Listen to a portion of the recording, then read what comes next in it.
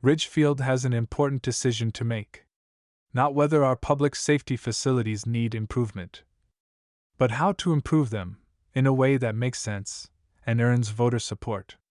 To help guide the recently formed Ridgefield Public Safety Committee, a survey of Ridgefield voters was conducted in February of 2026.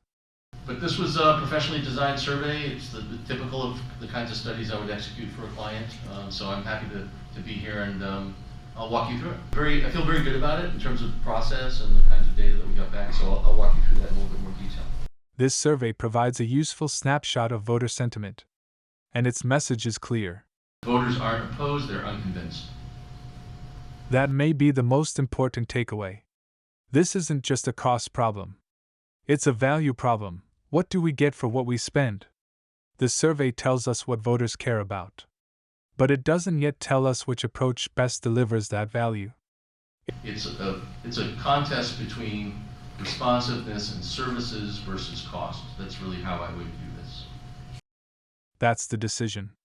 Cost versus outcomes like response times and coverage. But before choosing where to build, we have to decide what we're building and why. When those steps get reversed, site decisions can begin to shape the solution. The original planning process included several approaches. But one option, the middle path, has never really been evaluated on its own terms. It was option number 2 on the original RFP but was omitted from the newly formed committee's charge. This approach could improve response times, close coverage gaps, and do so without the cost of full consolidation. Ridgefielders take pride in being Connecticut's safest town. But when it comes to fire safety, Ridgefield has 2 fire stations covering unusually large areas, over 17 square miles each, compared to roughly 8 to 9 square miles in similar Connecticut districts. And each serves more than 12,000 residents, versus typical ranges of 4,000 to 6,000 residents. Ridgefield's insurance service public protection rating of 5x rates it below the state median, which translates into 10 to 15% higher property and casualty insurance premiums. For me personally, this is the biggest focal area for the study. Undecided voters. They will respond to outcomes. The 43% undecided segment rates shorter response times and improved coordination as important at 73% and 67%. Respectively, the data suggests that this group is more receptive to performance outcomes than to the facility concept itself. And that's, in other words, talking about the facility as sort of a monolithic thing is not as persuasive as talking about the benefits that would come from that for this group. That's exactly what the survey tells us. Undecided voters respond to outcomes, not concepts. We also asked the statement, which is the bottom one, which I prefer 2 separate buildings for police and fire even if the cost is higher.